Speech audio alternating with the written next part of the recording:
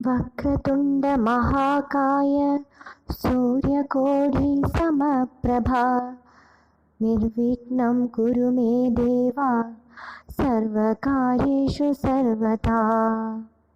गुरुर्ब्रह्मा गुरुर्विष्णु गुरुर्देवो महेश्वरः गुरुः साक्षात् परब्रह्म तस्मै श्री गुरवे नमः।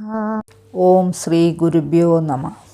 SMACT KP അസ്ട്രോ സെൻറ്റർ നിങ്ങളേവരെയും സ്വാഗതം ചെയ്യുന്നു. നിങ്ങൾക്കും നിങ്ങളുടെ കുടുംബാംഗങ്ങൾക്കും സർവ്വ ഐശ്വര്യങ്ങളും ഉണ്ടാവട്ടെ എന്ന് പ്രാർത്ഥിക്കുന്നു. ഇന്നത്തെ നമ്മുടെ വിഷയം 2025 വർഷം അത്യുന്നതങ്ങളിൽ എത്താൻ കഴിയുന്ന ചില നക്ഷത്രങ്ങളുണ്ട്.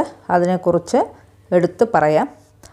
അതിനു മുമ്പ് ഈ ചാനൽ ആദ്യമായി കാണുന്നവരാണെങ്കിൽ ചാനലൊന്ന് സബ്സ്ക്രൈബ് ചെയ്യാൻ മറക്കരുത്. പിന്നെ ജ്യോതിഷ സംബന്ധമായിട്ടുള്ള എല്ലാ ആവശ്യങ്ങൾക്കും ജ്യോതിഷ കൺസൾട്ടേഷനും ഒക്കെ SMACT KP അസ്ട്രോ സെൻറ്ററുമായിട്ട് ബന്ധപ്പെടാവുന്നതാണ്. ഇനി നമുക്ക് വിഷയത്തിലേക്ക് കടക്കാം. ചാരവശാൽ വർഷഗ്രഹങ്ങൾ സംക്രമിക്കുമ്പോൾ ചില രാശിക്കാർക്ക് നന്മയും ചില രാശിക്കാർക്ക് തിന്മയുമാണ് ഉണ്ടാവുക.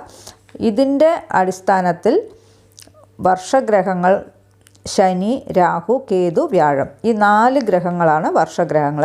ശനി ഒരു രാശിയെ കടക്കാൻ 2.5 വർഷക്കാലം എടുക്കും. അതേപോലെ രാഹു, കേതുക്കൾ 1.5 വർഷക്കാലവും വ്യാഴം 1 വർഷവുമാണ് ഒരു രാശിയിൽ നിൽക്കുക.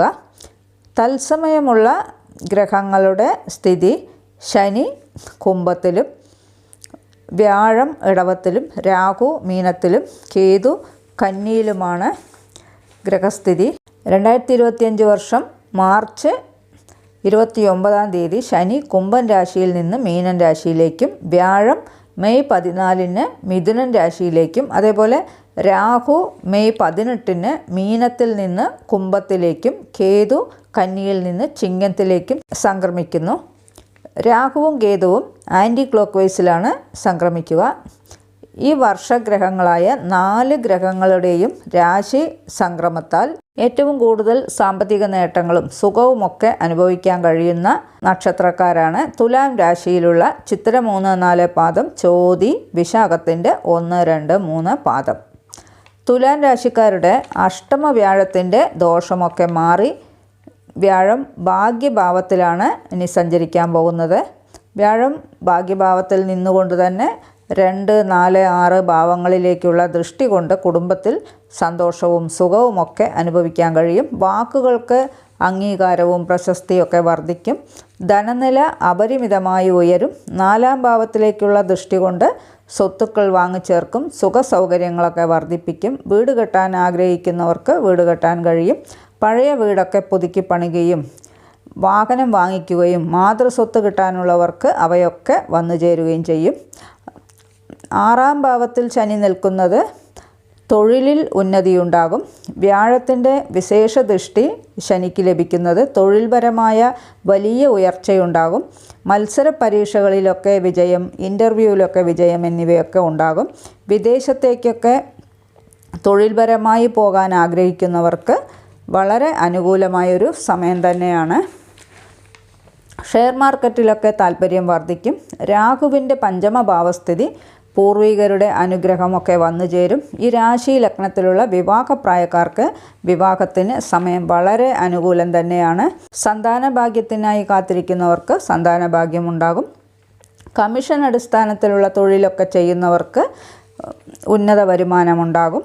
ഉദ്യോഗാർത്ഥികൾക്ക് ഉദ്യോഗത്തിൽ സ്ഥാനക്കയറ്റവും ശമ്പള വർധനവും ഒക്കെ ഉണ്ടാകും. പുതിയതായി ജോലി അന്വേഷിക്കുന്നവർക്ക് ജോലി ലഭിക്കും. ബിസിനസ് രംഗത്തൊക്കെ പ്രവർത്തിക്കുന്നവർക്ക് സാമ്പത്തിക നേട്ടമുണ്ടാകും. കുടുംബത്തിൽ മംഗളകർമ്മങ്ങൾ നടക്കുകയും അവ നടത്തിവെക്കുവാനുള്ള അവസരങ്ങളുമൊക്കെ വന്നു ചേരും. ദാനധർമ്മ ചിന്തകളുണ്ടാകും. പേരിനും പ്രശസ്തിക്കും വേണ്ടി ദാനധർമ്മങ്ങളൊക്കെ ചെയ്യും. പിതാവിൻ്റെ ആരോഗ്യനില തൃപ്തികരം തന്നെയാണ്. ഇവയെല്ലാം വർഷഗ്രഹങ്ങളുടെ സംക്രമം കൊണ്ടുള്ള ഫലങ്ങളാണ്. മറ്റു ഗ്രഹങ്ങളുടെ സംക്രമ ഫലങ്ങൾ മാസഫലത്തിൽ വിശദീകരിക്കുന്നുണ്ട്. ഇവ പൊതുവായ ഫലങ്ങളാണ്. നിങ്ങളുടെ തനിപ്പെട്ട ജാതകഫലം അറിയുവാൻ SMACT KP അസ്ട്രോ സെൻറ്ററുമായിട്ട് നിങ്ങൾക്ക് ബന്ധപ്പെടാവുന്നതാണ്.